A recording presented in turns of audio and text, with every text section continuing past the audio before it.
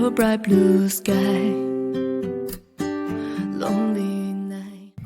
Sa pumili ng Propest card, ito ang inyong reading.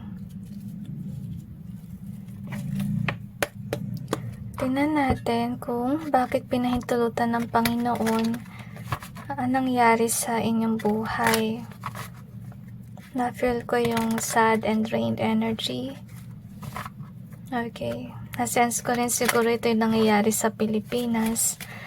But I'm not sure, guys, if they will give us reading about our country because on some point, God doesn't want to show us kung ano yung balak niyang gawin sa ating bansa kasi baka may humadlang ng kanyang mga balak. So, this come out in either way, so let's accept it this way. Nasa sense ko karma, alright?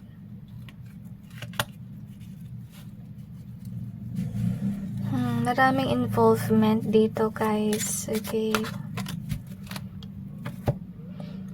But, let's check. We will clarify.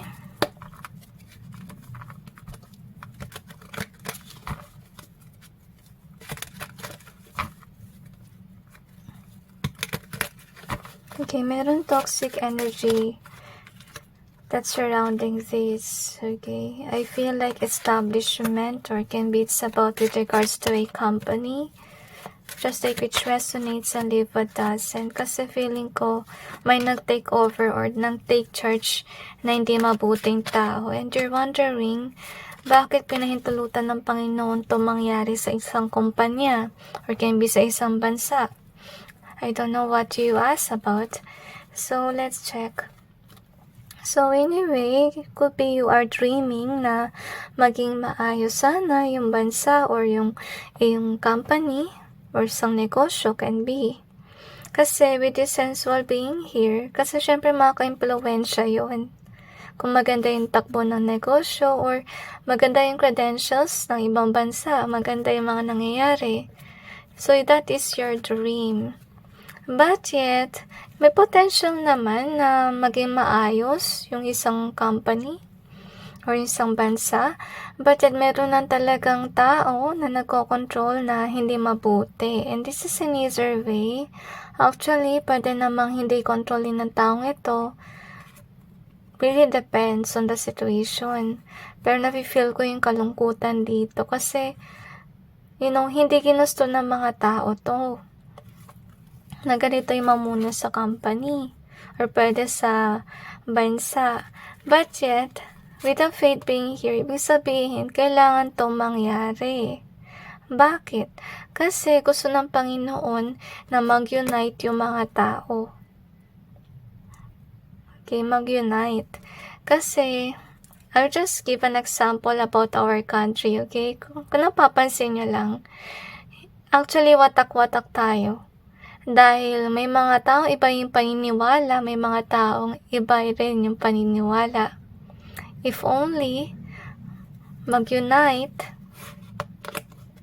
yung mga tao na isa lang yung hangarin, isa lang yung pangarap, na umasenso yung bansa or yung company, then it will happen that, whatever that they want to happen will happen.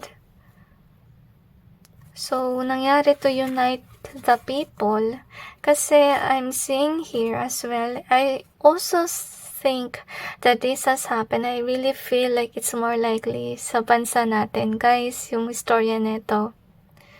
Honestly, pinahintulutan ng Diyos sa mangyari to. It's about the politicians too to learn their lessons kasi sumusobra na sila sa pag-indulgence.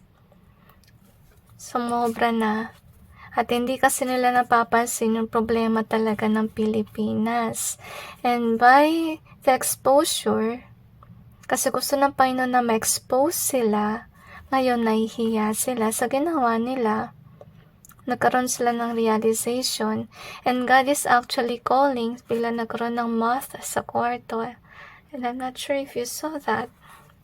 But anyway, that can be a sign kaya ako pinansin. So anyway, it's actually an opportunity for these politicians to change. And this time around, to be open towards what's really going on to the country or to the company.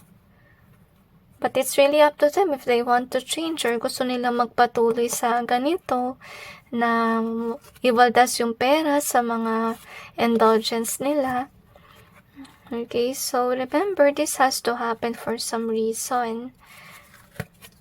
And I don't know why, pero naalala ko yung kwento ni Moses at ni Pharaoh. Diba si Pharaoh, hinarden ni God yung heart ni Pharaoh para maging stubborn siya. So, ganito yung nangyari sa mga politicians. Ginawa siguro ni God na greedy sila to the point na nahuli sila sa sarili nilang bitag. They got exposed. Okay, too much is really bad. At ngayon, ganito nangyari sa kanila. Nahiya sila. So, ginawa ng Panginoon Diyos sa mangyari para someday mabuking sila at someday matuto yung mga politicians na wag na maging kahaman sa pera at tumulong sa tao. Kasi, kaya ito pinahintulutan ng Panginoon kasi some people are not really aware of what's really happening inside the politic world, inside the government. Yung ibang binabaliwala and so forth. So far, gusto sabihin ng Panginoon, narinig niya yung prayers ninyo. As you can see. At gusto niya rin ipaalam na mahal niya ang ating bansa or yung company na yun. Kaya niya ito ginagawa, inayaan niya kasi gusto niya na matuto tayo. Actually, so, we have the desire. So, okay, maraming tao nagdadasal sa desire na sana maging maayos na yung bansa natin or yung company. Narinig niya yung dasal natin. But yet, on our end, on the end even of the politicians, they have to do the right thing. And with regards to us, we need to be united. Na isa lang yung hangarin natin ay ang umasenso ang Pilipinas. So, it reminds me of this protest card. As you can see here. So, kailangan itong mangyari kasi I feel na kailangan na mga politicians sa marinig ang hinaing ng mga tao kasi nangyari dito, nakita mo naman sa cards mo na masyado silang focus na sa overindulgement rather than hearing the issues of the people. As you can see, parang panawagan na to talaga sa kanila na magbagong buhay na rin. Or pwede rin gumawa sila ng batas para hindi na to maulit ang mangyari na maraming nawala sa ating kayamanan. Diba? So, anyway, let's see what else do we have here. So, I'm sensing rain and rainbow. So, we have the boss. So, I think this is with regards to the leader. And that tears is in either way. I feel like that person is definitely heartless. Ito rin yung napansin ko dito.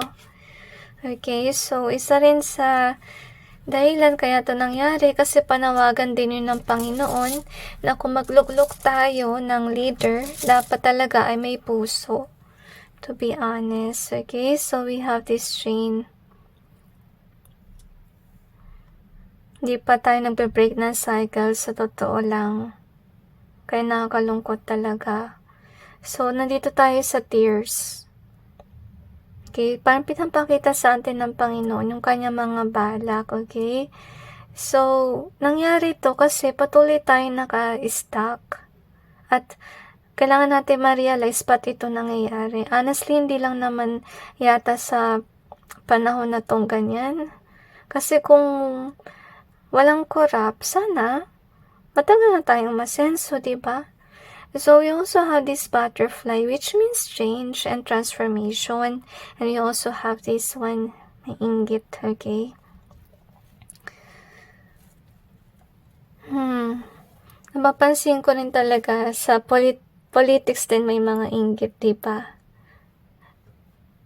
Yung dapat kasi transformation dito, parang itigil na yung parang siraan.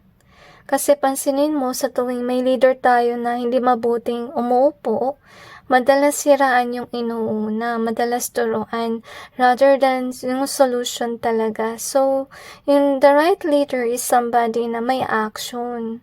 Hindi yung sisi na sisi kung kani-kanino and so forth kasi yun yung sign ng karmic. Okay?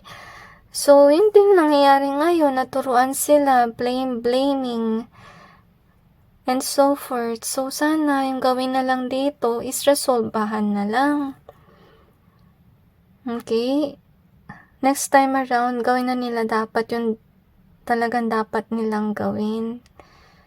So, let it be a lesson learned. But then God is wanting to show us that someday, we will rise up. Kasi nandito si Butterfly.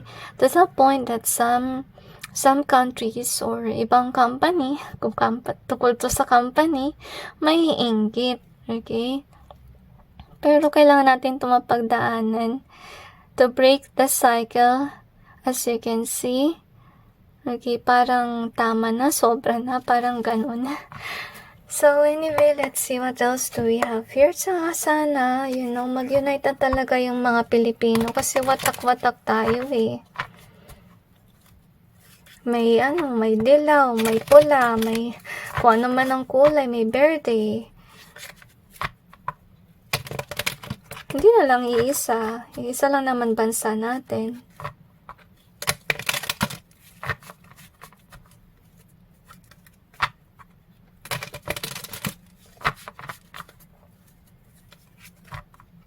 Okay, so na-sense ko maraming kailangan baguhin sa bansa natin. So, kaya ito nangyari din. Okay, tsaka wag na tayo mag-elect ng salbahe na leader. Okay, so I feel like we are all in awakening process. Kaya ito nangyari, guys. Okay? So, gusto sabihin ng Panginoon na ito yung gusto niya mangyari sa ating bansa na umasenso. Okay? Yung nakakalungkot lang dito talaga, maraming sa mga government officials nagpo-fall doon sa trap ng money. Yung dapat nilang gawin, matuto silang umiwas sa tukso, sa bribery. Okay, dapat hindi sila nag-fail niyan. Testing din ni God yan actually sa mga tao na nasa gobyerno, if ever they will fall or not. And remember that if they fail, may karma yan. Tingnan mo nangyayari ngayon sa kanila, yung mga tao na, sangkot sa corruption. So anyway, yun nga, nabanggit din dito, yung tulad dito, na yung iba ay hindi talaga aware sa nangyayari behind the scenes with regards sa government. Kaya nangyari yung sobra ang korupsyon para mamulatin yung mga taong tulog. As you can see, that there's betrayal because some people, they're not really aware about these things. As you can see. So, anyway, I feel here as well na ito yung dapat gawin ng right leader na dapat, isave niya yung money. Okay, magpayaman siya ng bansa natin, hindi niya payamanin yung kanyang bulsa. Okay? Pero nalungkot ako dito eh. Pinumula tayo ng Panginoon. Okay, lahat sila nakabaliktad. Alam mo kung bakit lahat nakabaliktad? Kasi first of all, ito kasi yung cups represents yung loving person but is in reverse. Okay, may leader tayo na walang puso or government officials na walang puso. And this is showing that that person is a weak person kasi wala siya sa tamang pag-iisip. With the King of Swords in reverse. Yung swords kasi known yan as somebody na talagang straightforward at matatalino. Kasi more on mind yan. Kung wala sa wastong pag-iisip na leader natin or ng government officials, ano mangyayari sa bansa natin? Okay, and I think nangyari ito kasi God is wanting us to be aware what kind of person is that person, kung sino man yung nakaupo, kung sino man ang politiko, whatever, or dun sa company. Okay, so honestly, we need to find a strong leader. So, yung nagpabig sa kanya is more likely yung mind. At saka being heartless na rin. Okay? So, I hope that this will be an awakening for the people. Kung ba't ito pinahintulutan ng Panginoon. So far, marami siyang dahilan. Totoo naman ang nabanggit dito sa cards na may mga hindi talaga aware sa mga ganyan or kailangan na talaga ma-expose yung mga taong gumagawa ng masama. Kaya ito nangyari kasi paulit-ulit yung ganitong cycle sa gobyerno na may mga bribery, may corruption talaga. Hindi na natigil, 'di ba? Para naman umasenso yung bansa natin. So we are in this transformation period na sana matuto na tayo by this kind of mistake that happened to our country. At hindi lang tayo, kundi mga nakaupo na rin. Sana naman matauhan na sila. Sana at least pansinin nila yung paghihirap ng mga tao. Actually, ngayon talaga mahirap kasi maraming binabayaran na, di ba?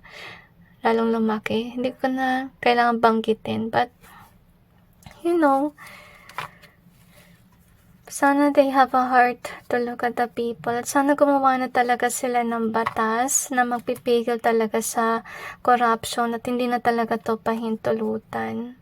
Sa totoo lang, feeling ko talaga masakit din sa Panginoon na makita to nangyari sa atin, pero kailangan talaga mangyari. So, we may know how to be united again as Filipinos.